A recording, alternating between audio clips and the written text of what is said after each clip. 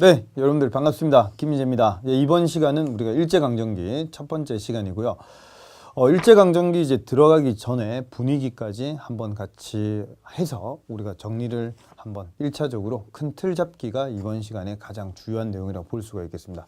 자, 왼쪽에 한번 좀 나타내 볼게요. 자, 먼저 우리 교재 내용으로 치면 민족 독립운동의 전개 1번 일제제 침략과 민족의 순환인데요. 첫 페이지 잠시 요걸 좀 놔두시고 그 뒷페이지 한번 좀 넘겨보겠습니다. 그러면 이번 일제 침략과 국권의 피탈이라고 할 내용이 좀 나와 있는데 요거부터 정리하고 전체적인 이제 내용으로 한번 좀 가보겠습니다.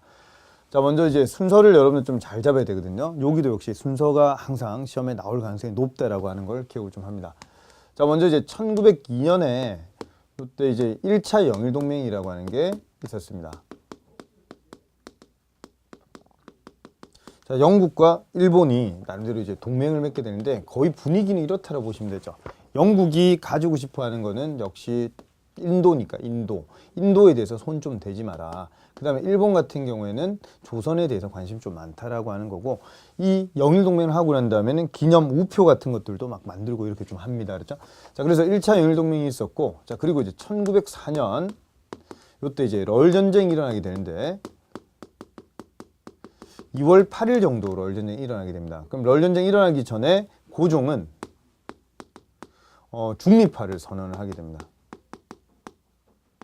이것도 하나 기억을 좀 해두시고, 그리고 그 이전에 러시아가 이제 용안포라고 하는 그런 나름대로 포구를 조차를 좀 하게 되면서 이 나름대로의 용안포 조차 사건 이런 것들도 하나 기억을 좀 하시면 좋겠습니다. 자, 그래서 럴 전쟁이 일어나게 되는 주 무대는 위치상으로 볼 때 거의 이쪽 요동반도라고 보시면 되겠습니다. 요동반도 이쪽 일대에서 거의 전쟁이 좀 일어난다 보시면 되고, 러시아가 이제 일본에 의해 가지고 좀 당하게 되죠. 2월 8일 날 일본이 러시아를 공격을 좀 한다라고 하는 내용이 되어 있습니다. 그럼 여기 있는 전함들을 이제 침공을 좀 하면서 럴전쟁이 터지게 되는데, 이렇게 하면서 일본은 전쟁 기지가 좀 많이 필요하다는 생각이 좀 들게 되면서 그때 이제 한일 의정서라고 하는 거를 체결을 하게 됩니다. 그럼 한일 의정서의 제일 큰 내용은요, 군사기지 사용권이요. 군사기지에 대해서 좀 사용을 한다라고 하는 거고, 요거는 좀 일본이 가지게 됩니다. 그런데 한 가지 황무지 개강권, 이거는 우리 황국협회 할 때 좀 내용을 좀 배웠었죠. 그 앞에서 보안회 할 때 우리가 좀 내용을 정리를 좀 했었죠. 그거는 보안회가 황무지 개강은 절대 안 된다라고 해서 결국 보안회가 없어지면서 그거는 안 가지기로 좀 결정이 났던 그런 내용이고, 혹시나 해서 얘기하는데 그거 할 때 황무지 개강권 반대할 때 농광회사라고 하는 회사도 나온다라고 하는 것도 같이 기억을 좀 해두십니다. 자, 그래서 이제 한일의정서 요걸 통해서 이제 군사기지 사용권을 가지게 되고, 그리고 1차 한일협약이라고 하는 거를 체결하게 됩니다. 1차 한일협약은 한마디로 얘기해서 이제 고문들을 파견을 좀 하게 되는데, 이 고문 중에서 대표적인 인물이 2명이 있습니다. 한 명은 재정고문, 이 사람에 의해서 일어나게 되는 게 바로 화폐 정리 사업이 되겠죠. 그래서 메가타 이런 좀 기억을 하시고, 그 다음에 외교 고문으로서 파견되는 사람이 친일파 미국인, 이 사람이 바로 이 사람이 바로 스티븐스라고 하는 인물이 되겠죠. 스티븐스. 자, 스티븐스는 친일파 미국인이고, 이 사람 반대가 바로 헐버트라고 보시면 되겠죠. 유경공원에 선생으로 처음에 들어왔다가 고종의 그런 외교 특사 되는 사람이 헐버트, 요런 이름하고, 얘는 친일파 미국인이다. 나중에 전명훈하고 장인환이 스티븐스 주기로 샌프란시스코 갔다가 1908년에 장인환이 샌프란시스코를 죽인다라고 하는 거, 요것도 하나 기억을 좀 해둡니다. 자, 그리고 난 다음에 이제 1905년으로 오게 되는데, 1905년도 요때 순서 잡기가 중요하다라고 말씀 좀 드렸습니다. 자, 먼저 이제 6월 달에 요때 이제 화폐 정리 사업을 실시를 좀 하게 되고요. 화폐 정리 사업을 실시했던 인물이 바로 메가타라고 하는 거죠. 메가타. 자, 그다음 두 번째 7월 달이 되니까 요때 가스라고 테프트하고 밀약을 맺게 됩니다. 자, 가스라 이렇게 하면 왠지 일본이라는 느낌이 딱 들죠. 그래서 일본의 국무총리까지 하는 이 가스라하고, 그다음 미국의 대통령까지 올라가는 이 테프트하고 조선을 가진다, 그다음 필리핀을 가진다, 이런 나름대로의 밀약을 하게 됩니다. 자, 그리고 이제 8월 달이 되면은 가스라 같은 경우에는 일본인이고 테프트는 미국인이다. 요거 확실하게 좀 잡아주시고요. 그래서 요건 일본과 미국이 손을 잡는 그런 내용이 되겠고 8월 달이 되면은 요때 이제 2차 영일 동맹이 나오게 됩니다. 그러니까 이 동맹이라고 하는 개념이 상당히 여기에서 강화가 된다라고 하는 거를 기억을 좀 하시고 한 가지 기억을 좀 했으면 좋겠는 게 대한매일신보라고 하는 신문. 이 신문이 1904년에 만들어지게 되거든요. 그러니까 1차 한일협약, 1차 영일동맹 분위기에서 요게 베델이 이제 만든다라고 하는 거를 기억을 좀 하시면 좋겠습니다. 그래서 대한매일신보는 의병활동이라든지 그 다음에 국제보상 이거에 대해서 보상운동에 대해 가지고 연재를 많이 했다라고 하는 것도 같이 기억을 좀 합니다. 요게 만들어질 때가 2차 영일동맹 전이라고 하는 거 기억을 좀 해두시고 자, 그 다음에 이제 9월 달이 되면은 요때 이제 나오게 되는 게 바로 포츠머스 조약입니다. 포츠머스는 미국 땅인데 여기 가서 조약을 맺게 되죠.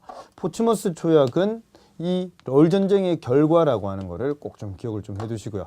자, 그렇게 해서 1905년에 이렇게 11월 달이 되니까 을사늑약이 나오게 되는 거야. 걸릴 게 이제 없죠. 그러니까 이 을사늑약을 일본이 체결을 하게 됩니다. 을사늑약의 핵심 내용은 두 가지라고 보시면 되네요. 하나는 외교권이 박탈당한다라고 하는 것과 외교권 박탈은 상당히 큰 사건입니다. 요거는 우리가 외국에 나갈 수가 없다라고 하는 거죠. 외국 공사관 폐쇄되고 이런 내용이라고 보시면 되고 자, 그 다음 두 번째로 나와야 될 게 통감부가 설치가 되죠. 초대 통감으로 오는 사람이 바로 이토 히로부미라고 보시면 되겠습니다. 자, 그리고 1907년으로 한번 넘어갈게요. 1907년에 요때 물론 이제 국제보상운동도 요때 있었는데 헤이그에 만국평화회의가 네덜란드 헤이그에서 열렸었습니다. 그래서 헤이그에 특사를 파견하게 되죠. 자, 이 특사로 갔던 인물이 크게 3명이 있습니다. 자, 첫 번째로 이준이라고 하는 이제 50대 사람이 이제 먼저 떠나서 저쪽 연해주 지역에서 이상설을 데려가는데 이 사람이 정사입니다. 정사. 그리고 밑에 이제 이휘종이라고 하는 사람은 이 당시에 상트페테르부르크가 러시아 수도였었는데 거기 러시아 공사였던 이범진의 아들이 21살 이휘종인데 6개 국어하고 이런 사람을 보시면 돼요. 그래서 우리 아들 좀 데려가라. 도움이 될 거다. 그렇게 해서 이제 헐버트도 같이 이렇게 가게 됩니다. 자, 그런데 이때 니콜라이 황제를 만나기로 좀 돼 있었는데 니콜라이 황제가 안 만나주죠. 일본이 이미 수를 썼다라고 하는 겁니다. 그래서 늦게 만국평화회의장에 네덜란드에 이제 출발을 좀 해가지고 갔는데 앞에 들어가는 입구에서 막아버리죠. 일본이 막으니까 이 당시 3명의 공통점이 성이 이씨죠. 그래서 이휘종이 우리 조선의 이제 왕자다 이렇게 얘기를 좀 하면서 나름대로 회의도 막 하고 이렇게 좀 하게 되는데 사람들 앞에서 그런 나름대로 연설도 하고 이렇게 했지만 결론적으로 또 일본의 방해로 실패하게 됩니다. 그래서 이휘종은 고향으로 떠나게 되고 이주는 이 당시에 몸이 안 좋아서 병사를 하게 되면서 이상설이 이제 국내에 들어오면 사형이라고 하는 얘기를 좀 듣게 되죠. 그러니까 이상설은 나중에 뒤로 가면 주로 연해주에서 활동을 좀 많이 한다라고 하는 거를 같이 기억을 좀 하시면 좋겠습니다. 자, 그럼 이런 사건이 있고 난 다음에 일본이 가만히 안 있겠죠. 그래서 이거에 대한 책임을 져라 해서 고종을 강제 퇴위시키게 됩니다. 고종이 강제 퇴위가 되고 그리고 난 다음에 개혁을 하게 됩니다. 나름대로의 그런 조약을 맺게 되는데 그 조약이 바로 한일 신협약이라고 하는 거죠. 한일 신협약을 다른 말 바꾸면 요거를 정미칠조약이라고 얘기해요. 그리고 요거를 우리가 좀 약간 다르게 얘기하면 제3차 한일협약이라고 볼 수가 있겠습니다. 그럼 여기 우리 왼쪽에 배웠던 이 을사늑약 있죠. 요게 바로 2차 한일협약이라고 보시면 되겠습니다.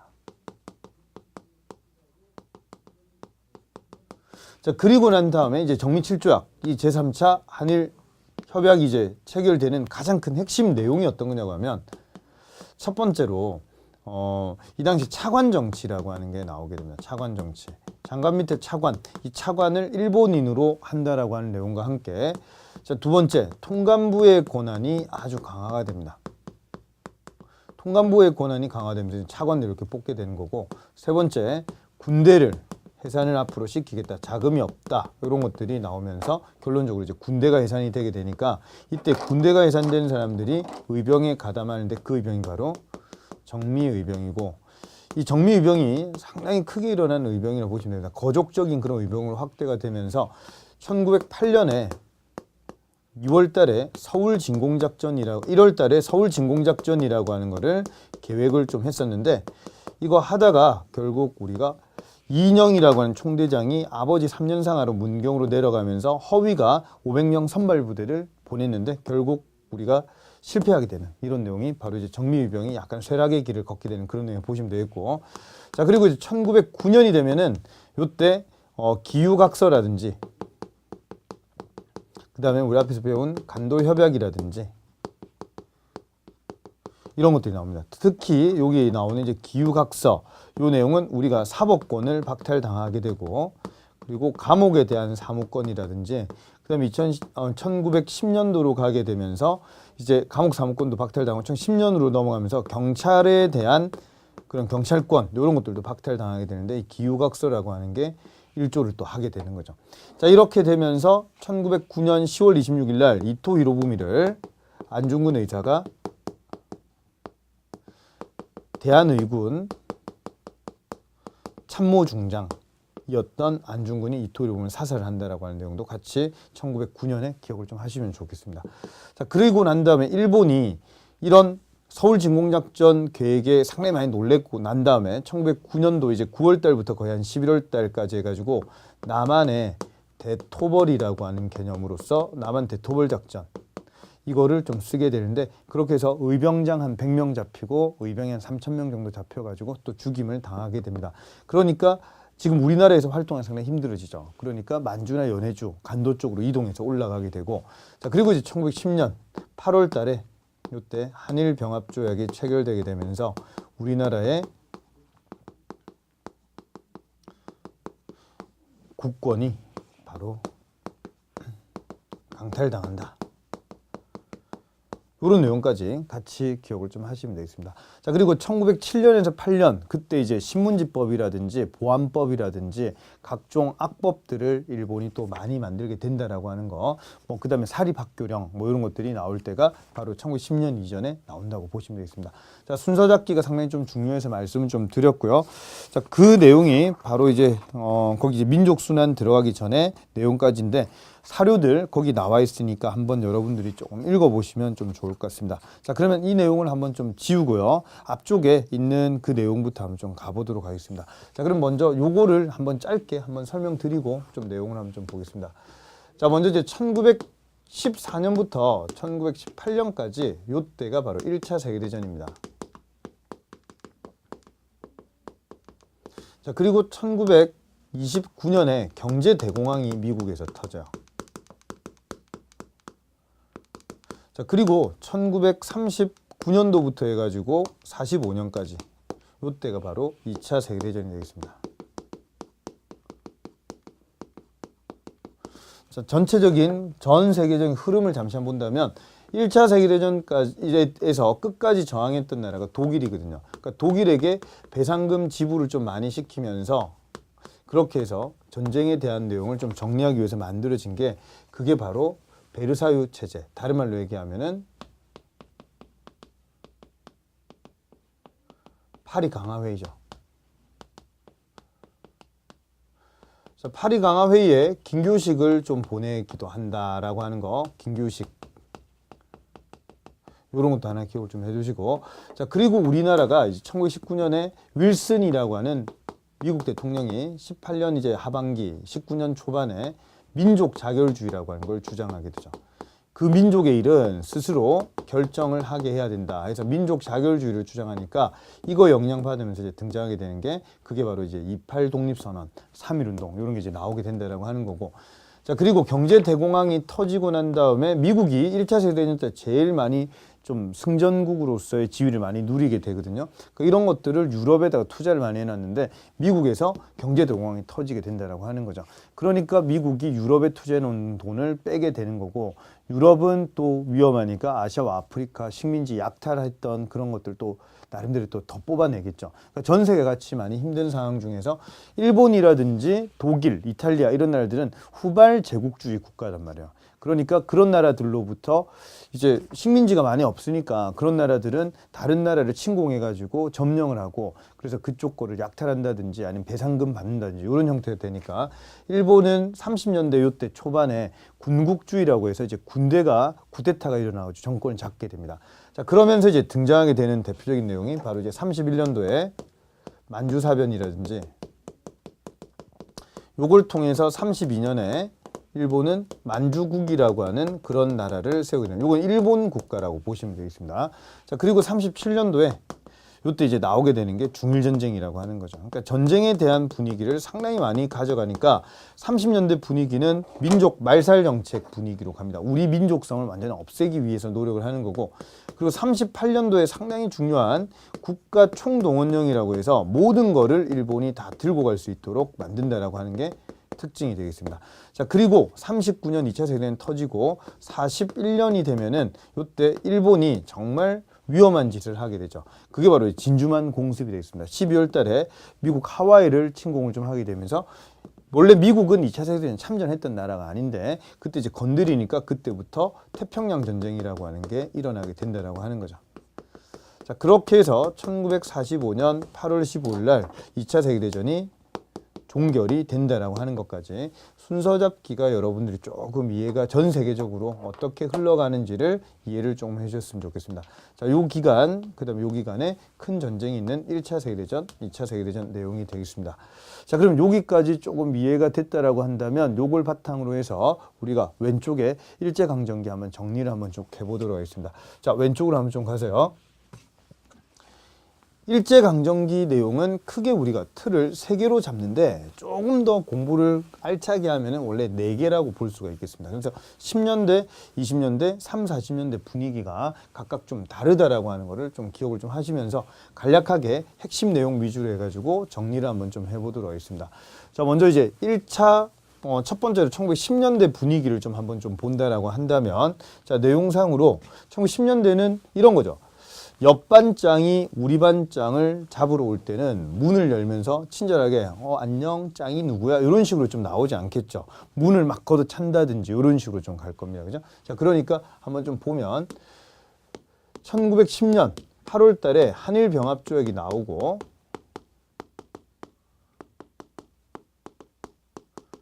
자, 그렇게 해서 이제 1910년 1919년 3.1운동 일어나기 전까지의 이 분위기를 가르쳐서 우리가 이제 무단 통치, 이런 표현을 좀 쓰게 됩니다. 무단적으로 통치를 좀 한다 이 말이죠. 상당히 좀 무섭게 한다 이런 개념이니까, 이걸 다른 말로 하면은 헌병이 경찰 역할을 같이 하는 헌병 경찰 통치라고 볼 수가 있겠습니다. 이게 이제 1910년대 분위기라고 보시면 되겠고, 자, 그다음에 두 번째로 이 기간 동안에 있었던 내용들을 우리가 한 4가지 정도를 좀 뽑아본다면, 먼저 첫 번째로 회사령이라고 하는 게 이때 나옵니다. 그러니까 회사를 세울 때는 처음에 허가를 받아야 된다 이렇게 해서 허가제로 출발을 좀 했다가, 나중에 이게 1920년이 되면은 철폐가 돼요. 이게 폐지가 된다라고 하는 거니까, 다름을 바꾸면은 이제 신고만 하면 누구나 회사를 차릴 수 있다라고 하는 내용이 되겠습니다. 그래서 신고제로 20년에 바뀐다라고 하는 거, 요 포인트 하나 좀 잡아주시고, 처음에는 허가제고 나중에는 신고제로 간다, 이런 거를 좀 잡아주세요. 자, 그다음 두 번째, 이 당시에는 즉결처분권, 다른 말로 이제 조선 태형령이라고 하는 게 있었습니다. 그러니까 16세에서 60세 남자들은 이제 볼기짝 때리고 이런 것들 좀 했다라고 하는 거거든요. 그렇게 해서 요게 만약에 나오면 요건 10년대 분위기구나, 정리를 좀 하나 해두시고, 자, 그 다음에 세 번째로 1912년부터 해서 1918년까지 토지조사 사업을 실시합니다. 그러니까 토지조사 사업을 실시하는 가장 큰 이유는 합법적으로 이제 토지를 강탈하기 위한 그런 내용을 실시를 하게 되는데, 이 당시 우리나라의 약 40%의 토지가 약탈을 좀 당하게 되죠. 기한부 신고제입니다. 그러니까 신고를 하지 않으면 이 땅들을 다 일본이 가진다라고 하는 그런 내용으로서 기한부 신고제 이런 용어는 좀 기억을 좀 하시고, 그래서 주로 보면 뭐 어떤 문중 땅이라든지 아니면 국가 땅이라든지 이런 것들을 좀 많이 뺏기게 되는 게 바로 이 내용이라고 보시면 되겠습니다. 그래서 약 토지가 40% 정도 약탈을 당한다라고 보시면 되겠죠. 자, 그리고 이 당시에 토지의 소유권을 인정을 하게 되거든요. 그러니까 소유권 외에는 다 없애버리게 되는 거예요. 그러니까 소유권만 인정을 받으니까 지주는 상당히 좀 유리하겠죠. 그러니까 지주들은 나중에 또 친일파로 또 많이 전락을 좀 한다라고 보시면 되겠고요. 자, 이런 내용이 가장 큰 특징이라고 보시면 되겠습니다. 자, 그 다음에 이런 땅을 뺐던 거를 이걸 동양척식 주식회사한테, 동척한테 넘겨가지고 일본인들에게 쌍값에 불화를 한다라고 보시면 되겠죠. 자, 그 다음 네 번째로 생각을 좀 해야 될 게, 나름대로 요 시기 때는 언론이라든지 출판이라든지 집회, 사람들 모이는 거나 아니면 데모 같은 거 하는 이런 결사, 이러한 자유가 없다라고 하는 거를 생각을 좀 하시면 되겠습니다. 자, 그래서 이 네 번째, 이걸 바탕으로 해가지고 이제 나오게 되는 게 특히 이제 신민회, 이런 단체를 좀 해체를 좀 시킨다든지 아니면 신문, 이런 것들을 없앤다든지 이런 분위기가 10년대 분위기라고 보시면 되겠습니다. 자, 그래서 10년대는 무단 통치, 다른 말로 헌병 경찰 통치라고 좀 보시면 되겠고요. 자, 그 다음에 두 번째로 1931년 만주사변.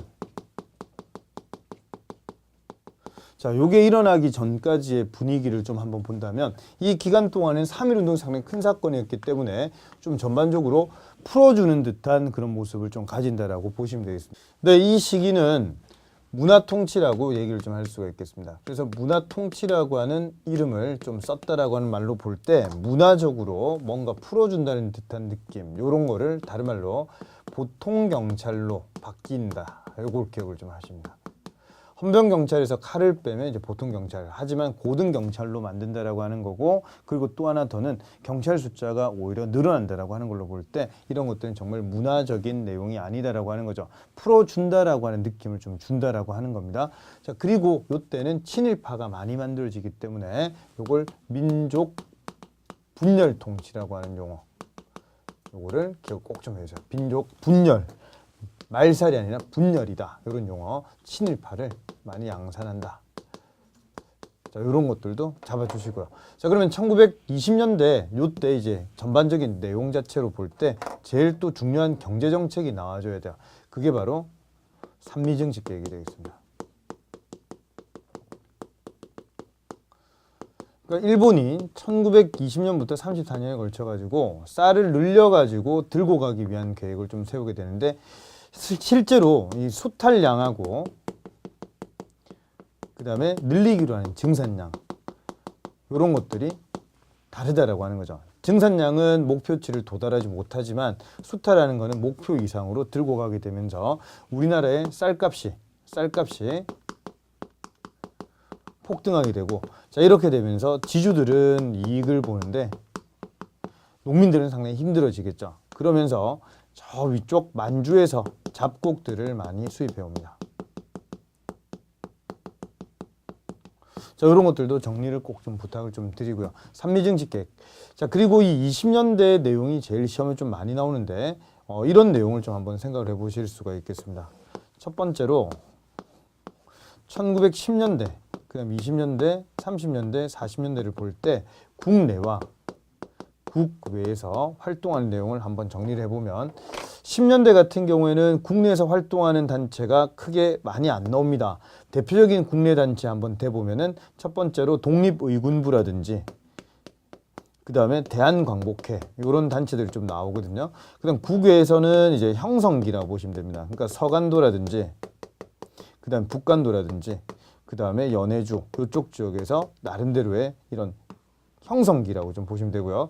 20년대 때 국내 운동이 상당히 많이 나옵니다. 그러니까 특히 민족주의 계열의 운동과 사회주의 계열의 운동이 많이 나오는데, 이 둘이 결합하게 되는 내용이 바로 신간회라고 하는 거죠. 그래서 신간회, 1927년에 나오는 신간회가 일제강점기 때 제일 컸던 단체라고 보시면 되겠고요.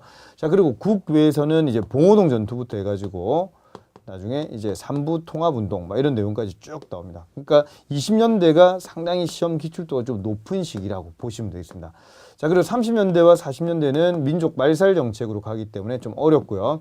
국외도 나름대로 독립군 활동 이런 내용들 좀 등장하게 되면서 군대 이름들이 좀 등장하게 되는데 한국광복군이라고 하는 이 군대가 40년에 만들어진다. 이름을 좀 기억을 좀 해두시고, 그리고 우리 한 가지 더 정리해야 될 게 뭐냐면 이 기간 동안에 특히 이제 1919년에 만들어지게 되는 임시정부 요 흐름을 우리가 좀 잡아주시면 되고요. 그리고 임시정부 나올 때 의열단 요것도 1919년 나오게 되는데 1931년에 만주사변이 나오면서 임시정부에서 한인애국단이라고 하는 단체를 좀 만들게 됩니다. 그러니까 한인애국단의 이봉창, 윤봉길 이런 인물들 기억을 꼭 좀 해주셔야 되니까 의열단 김원봉이라든지 나석주 이런 인물도 기출도가 좀 높죠. 그래서 이런 이름들을 한번 우리가 정리를 다음 시간에 한번 좀 해보도록 하겠습니다. 자, 20년대 때는 산미증 식객 요거 위주로 해서 좀 정리를 좀 잘 해주시고 내용할 게 좀 많으니까 이런 내용들 이제 우리 연표 보면서 하나씩 정리를 좀 부탁을 좀 드리도록 하겠습니다. 자, 그리고 마지막 얘기로 좀 한번 좀 가보면 31년 같은 경우에는 여기 이제 만주사변이라고 하는 게 일어나고 그 뒤에는 민족 말살 정책 위주로 좀 간다라고 하는 걸 흐름을 이해를 좀 하셔야 되겠습니다. 그래서 37년도에 중일전쟁, 그리고 39년도에 2차 세계대전, 그리고 뒤로 가면서 1945년 8월 15일 날 광복하는데 이 앞에 한 가지 기억하면 41년에 태평양 전쟁, 진주만 공습 이후에 태평양 전쟁이 일어난다. 자, 그리고 일본이 하게 되는 것 중에서 한 가지 기억을 좀 한다면 38년도에 국가총동원령. 그러니까 이 기간은 완전히 이제 민족에 대한 말살을 좀 시키기 위해서 노력을 좀 하는 민족 말살 통치다. 이런 말을 좀 잡아주시면 되겠죠. 거의 이제 30년대 초반보다는 이제 뒤로 넘어가게 되면서 일본이 상당히 좀 악랄하게 변하게 되는데 이때 이제 첫 번째로 나오는 내용 중에서 어떤 공출제도 이런 거라든지 이런 건 다 들어가는 거죠. 어떤 사람에 대해서 수탈도 나타나는데 남자와 여자가 좀 다르죠. 남자 같은 경우에는 이 당시에 처음에는 지원병으로 좀 시작을 좀 했다가 나중에는 어떤 징병이라든지 학도병 뭐 이런 개념이 등장한다고 보시면 되고, 그 다음에 또 징용 끌고 가서 일시키고 이런 모습들. 자, 그리고 여자 같은 경우에는 어떤 근로 보국대라든지 그 다음에 위안부 이런 형태로서 많이 또 데려간다라고 하는 게 되겠습니다. 자, 그리고 창씨개명, 동사무소급에 이제 갔다 와가지고 엄마 이름 바뀌었어, 엄마 와사비 뭐 이런 것들이죠. 이름 바뀌는 거. 그 다음에 신사참배라든지 야스쿠니 신사 이런 것처럼 일본의 이제 나름대로 신사라고 하는 곳에다가 참배를 좀 한다든지, 그 다음에 이제 황국묘배, 일본 왕이 있는 곳을 향해서 절을 좀 하게 한다든지, 그 다음에 다섯 번째로 황국신민서사, 우리는 천황폐의 자랑스러운 신민입니다. 이런 것들을 3개 조항에 걸쳐서 이거를 암송을 좀 강요를 좀 한다든지, 이런 내용들이 전반적으로 이 분위기에 나타나는 그런 것들이다 생각을 좀 하시면 되고, 그 다음에 이런 용어 내선일체, 그 다음에 일선동조론 이런 용어가 나오는데, 내선일체라는 말은 조선하고 일본은 하나다 이런 표현, 일본과 조선은 조상이 같다 이런 표현들을 좀 쓰게 되면서 자기 사람으로 좀 만들기 위한 노력을 많이 할 때가 바로 30년대 후반이라고 보시면 되겠습니다. 자, 그래서 이런 분위기까지 여러분들 좀 이해를 하시면 좋겠고, 만약에 이런 말이 나왔습니다. 중추원이라고 하는 거를 처음에 만들어서 친일파를 좀 키우려고 했던 거는 10년대 때도 요 이름이 있었는데 이게 활동을 좀 하게 되는 거는 20년대부터라고 보시면 됩니다. 10년대는 중추원이라고 하는 이제 친일파 관련된 사람들의 활동이 없었는데 20년대부터 이런 활동이 시작이 된다라고 보시면 되겠습니다. 이런 것들도 좀 하나 잡아주시고요. 자, 그 내용이 바로 이제 일제강점기 내용까지의 제일 큰 핵심이라고 좀 보시면 되겠고, 통감부가 1910년이 되면서 조선 총독부로 가면서 1945년 8월 15일 광복까지 조선총독부가 최고 권력기구가 된다라고 하는 거 기억을 좀 하시면 되겠습니다. 자, 그 다음에 한 가지 더 이제 30년대 내용에서 한 가지 더 기억을 좀 해야 될 게 병참기지화. 그러니까 우리나라를 전쟁하기 위한 이제 군사 기지 이런 것들로 이제 기지로 삼는 거고 무기 막 들고 가고 나름대로의 뭐 식량 이런 거 다 들고 가는 기지. 그러니까 남쪽에는 목화 키우고 북쪽에는 양 키운다든지 이런 정책들이 만약에 나오게 되면 요거는 30년대 후반 40년대 요때 분위기라고 보시면 되겠습니다. 각 시기별로의 특징들을 좀 잡아주시는 게 시험 기출도가 매우 높으니까 각 시기별 특징 잘 부탁을 좀 드리도록 하겠습니다. 자, 여기까지 이해가 좀 되셨으면은 그 뒤쪽으로 한번 넘어가 보면 이제 2단원 내용에 3.1운동과 이제 대한민국 임시정부 단원으로 한번 좀 가보겠습니다. 자, 여기서는 3.1운동 이전이라고 하는 용어를 좀 썼습니다. 자, 그러면 다시 요걸 한번 좀 보면서 얘기를 좀 할게요. 3.1운동 이전에 지금 분위기로 볼 때 요 분위기를 지금 얘기를 좀 하게 됩니다. 국내에서는 뭔가 활동하기 상당히 좀 힘들다라고 하는 거죠. 그래서 이 당시에 최응원이라고 하는 사람이 있어요. 최응원이 서북지방 평안도 지역에서 활동을 하다가 잡혀서 좀 처형을 당한다든지 그 다음에 독립의군부하고 대한광복회가 있는데 요거 두 가지 우리가 조금 정리를 좀 할 거고 그리고 형성기 중에서 보면은 이제 서간도 북간도 연해주 지역의 단체 이름들이 상당히 좀 힘들어 하시는데 요것도 한번 정리를 해 보도록 하겠습니다. 자, 그래서 한 페이지 전체적인 내용은 어디에 어떤 단체가 있어 요런 것들을 좀 정리하는 그런 지혜가 필요하겠습니다. 자, 그러면 한번 나타내 볼게요. 자, 왼쪽부터 한번 좀 가보겠습니다. 먼저 첫 번째로 독립의군부하고 대한광복회는 기출도가 좀 있는 그런 내용들이라고 보시면 되겠습니다. 그래서 독립의군부하고 대한광복회 중에서 이름이 좀 어떤 게 낡아 보여요. 그렇죠. 독립의군부가 좀 낡아 보이죠. 그 다음에 대한광복회라고 하는 이 단체는 여러분들이 잘 아는 김좌진이라고 하는 인물하고도 좀 관계되는 그런 내용이라고 보실 수가 있겠습니다. 자, 그래서 한번 간단하게 정리를 쭉 한번 해본다라고 한다면 자, 왼쪽에 한번 좀 보실게요.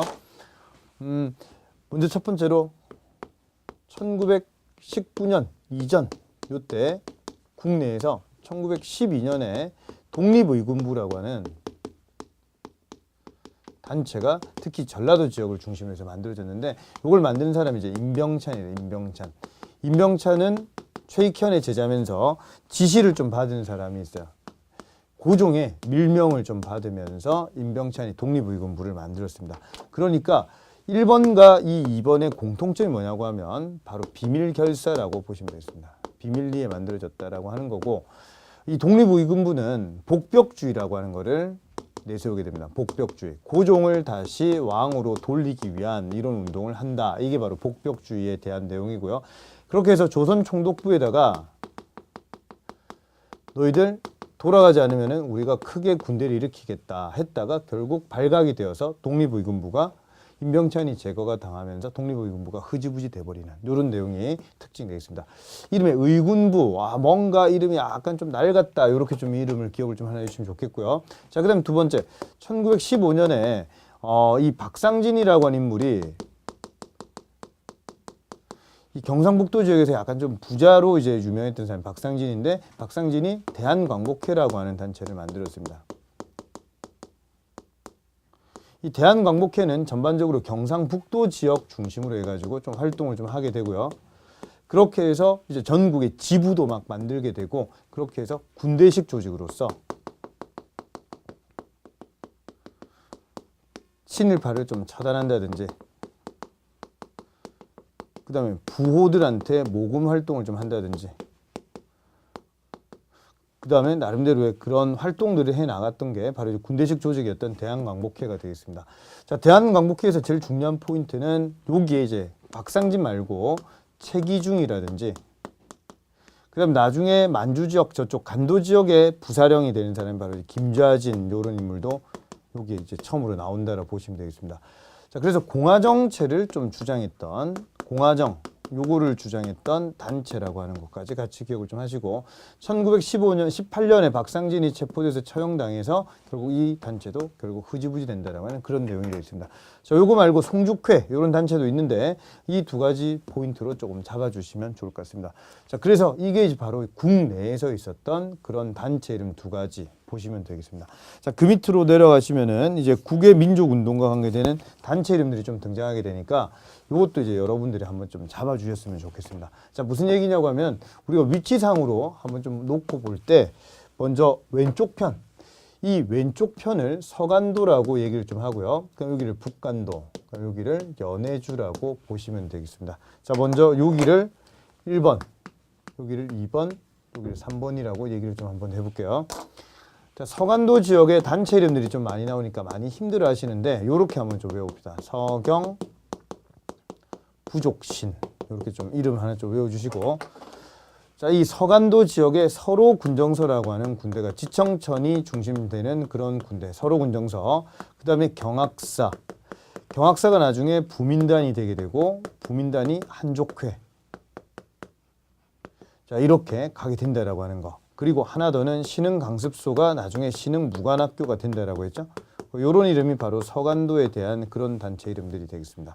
자, 그래서 서경, 부족신 이렇게 좀 하나 외워주시고, 그 다음에 북간도 지역에서는 조금 암기 포인트 자체가 북들고 서서 명동에 있는 강광라이트를 가니까 강광라이트, 예, 관광라이트인데 강광라이트 이렇게 좀 기억을 좀 하시고, 와, 여기 가니까 물이 너무 좋아서 대한독립 만세 이렇게 좀 기억을 좀 하시면 되겠습니다. 북돌고 서서 명동에 있는 관광라이트 가니까 물이 너무 좋아서 아, 대한독립 만세 이렇게 좀 외워주세요. 자, 그래서 첫 번째로 이제 북로군정서, 이게 김좌진하고 관계되는 그런 군대죠. 자, 이게 바로 중광단하고 관계되는 대종교 단체라고 보시면 돼요. 대종교. 대종교는 단군을 숭배하는 그런 종교라고 보시면 되겠죠. 자, 그 다음에 이제 서전서숙. 이 학교를 이상설이 만들었는데 나중에 이게 1년 만에 문을 닫게 되고 이게 계승되는 게 바로 명동학교가 되겠습니다. 자, 그 다음에 감민회 이런 단체들과 함께 이 북로군정서군 하면은 관계되는 게 청산리대첩 주력 부대라고 생각을 좀 한다면, 이거 말고 이 대한독립군, 이 군대 이름은 봉오동 전투와 관계되는 핵심 부대라고 보시면 되겠습니다. 그래서 대한독립군의 대표 인물이 바로 홍범도 장군이죠. 여기는 김좌진 이렇게 생각을 하시면 되겠습니다. 자, 그래서 요거는 제일 먼저 우리 독립군이 승리를 거둔 이제 최초의 승리라고 하는 게 포인트라고 한다면, 요건 최대 전투라고 보시면 돼요. 최대 승리를 거둔 그런 전투. 요게 특징이에요. 요게 바로 북간도에 대한 그런 내용이라고 보시면 되겠고, 자, 그 다음에 연해주 지역으로 좀 한번 좀 가보면, 연해주 지역은 우리가 이제 이쪽으로 좀 건너가 가지고요, 블라디보스톡 지역에 사람들이 좀 많이 머물렀었습니다. 그래서 자, 특징적으로 연해주 한번 좀 정리해 보면, 연해주는 좀 암기를 제가 좀 부탁을 드릴 때는 이름을 이렇게 좀 한번 외웁니다. 신권의 정성. 이렇게 좀 한번 외워주세요. 신권의 정성. 얼마나 이쁘게 잘 만들어졌어요. 그죠? 그렇게 좀 이름 외우고, 이 당시에 신안촌이라고 하는 마을을 블라디보스톡에다가 만들었습니다. 그 다음에 두 번째 이제 권업회. 그 다음에 성명회. 그 다음에 국민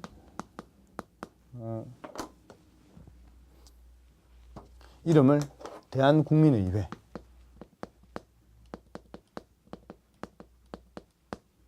그 다음에 대한광복군 정부. 자, 이렇게 좀 외워주시고, 자, 순서 잡기를 한번 좀 해보겠습니다. 신권의 정성 이름 좀 기억하시고, 먼저 신안촌은 마을 이름이니까 놔두세요. 성명회가 나중에 권업회로 계승이 되게 됩니다.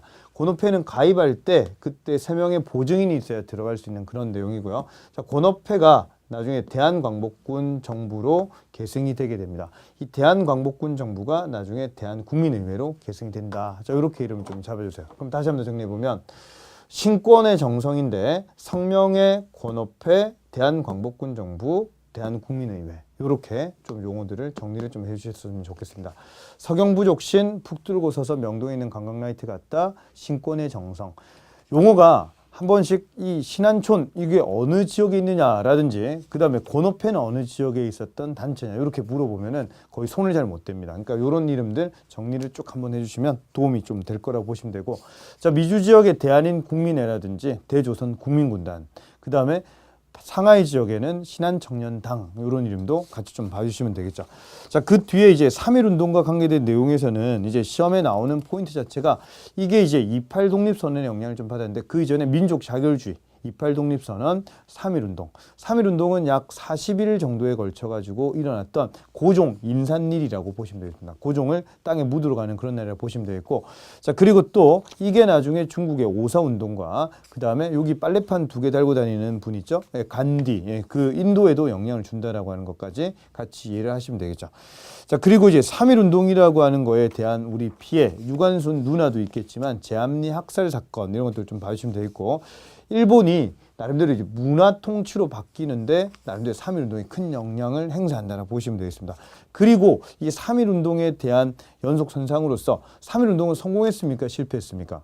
그렇죠. 실패했죠. 그러니까 이 실패에 대한 그런 내용으로서 보완을 하기 위해서 좀 더 체계적으로 하고 조금 더 조직적으로 하자 해서 만들어진 게 크게 2가지가 있습니다. 하나는 대한민국 임시정부인 것이고 또 하나는 김원봉 중심의 열단 이런 단체 이름까지 같이 좀 잡아주시면 좋겠습니다. 자, 그렇게 해서 이제 3.1 운동에 대한 가장 큰 의의를 한번 좀 읽어보시면 좋을 것 같고요. 그 밑에 이제 임시정부 내용이 좀 나와 있는데 임시정부 얘기를 오늘 이제 마지막으로 정리를 한번 쭉 하고 난 다음에 마치도록 하겠습니다. 자, 왼쪽에 여기 내용부터 해가지고 순서를 한번 좀 잡아보도록 하겠습니다. 임시정부사를 좀 한번 정리를 한번 해본다라고 한다면 임시정부 같은 경우에는 특징적으로 볼 때 1919년부터 해가지고 1945년 8월 15일까지 어떻게 변화가 일어나는지 이런 것들을 정리를 좀 여러분들이 해주셔야 되겠습니다. 자, 내용을 좀 한번 볼게요.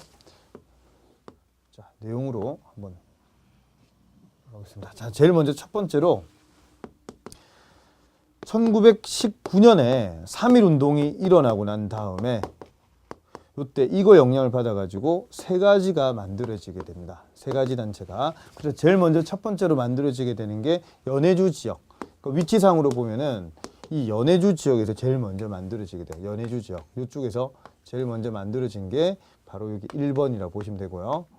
자, 그 다음에 두 번째 상하이 지역에서 만들어진 게 2번. 그 다음에 여기 서울에서 만들어진 게 3번이라고 보시면 되겠습니다. 자, 1번이 대한국민의회입니다. 그리고 2번이 상하이 임시정부고,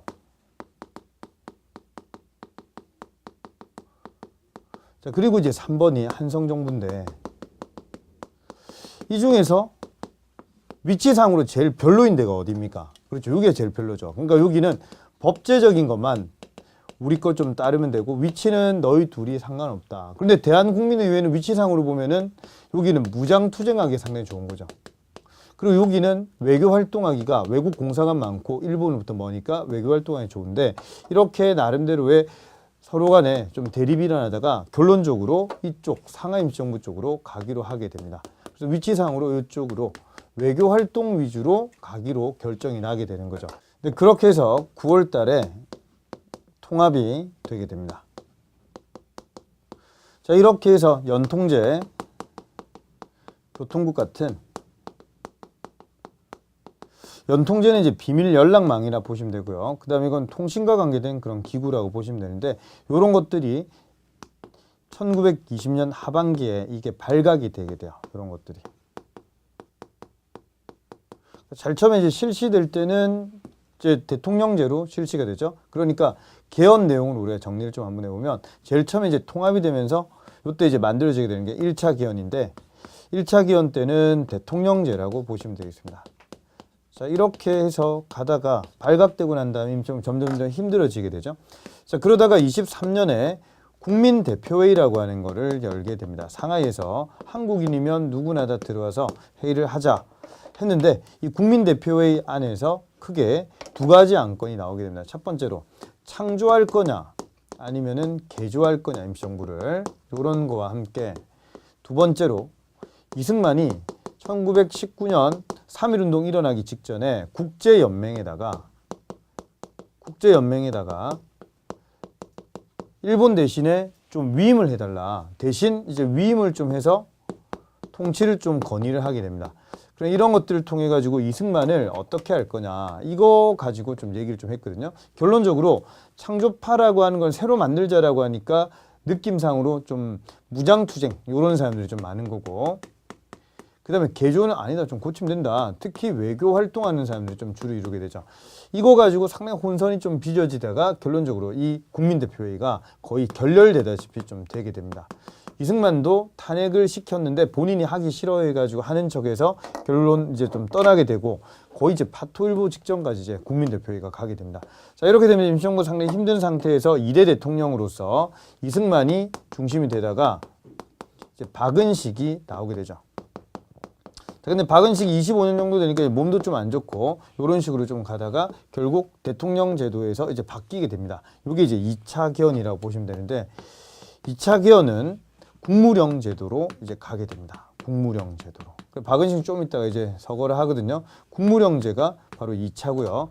자, 그리고 이제 27년도에 가서는 집단 지도체제라고 하는 걸로 바뀌게 됩니다. 집단 지도체제.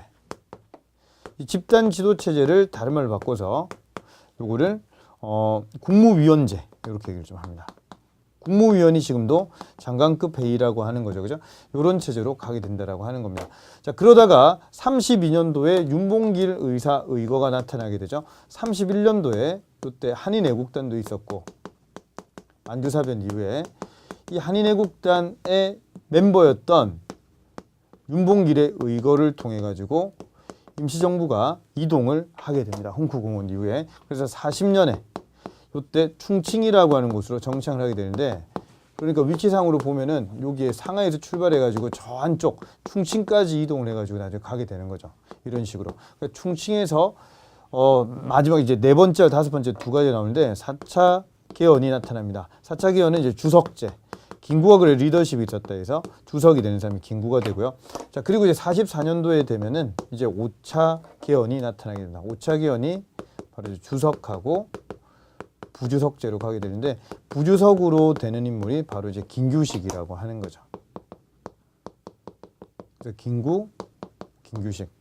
자, 이런 내용까지. 그러면 그래프를 우리가 한번 볼 때 1차, 2차, 3차, 4차, 5차 중에서 1차는 1명, 2차도 1명. 근데 3차 같은 경우에는 여기에 우두머리들이 상당히 좀 많다라고 하는 거죠. 그래서 1차, 2차, 3차가 상당히 많다. 인원으로 놓고 보면은 요걸 기억을 좀 하시고 4차 1명, 5차 2명 이런 식으로 좀 가게 됩니다.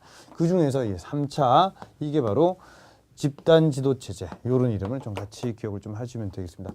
자, 그래서 용어적으로 볼 때 1차부터 5차까지 좀 잡아주시고, 그 다음에 이제 독립신문이라든지 한일관계 자료집 이런 것들까지 좀 잡아주시면 임시정부에 대한 흐름은 1차적으로 좀 한번 좀 잡히는 거고요.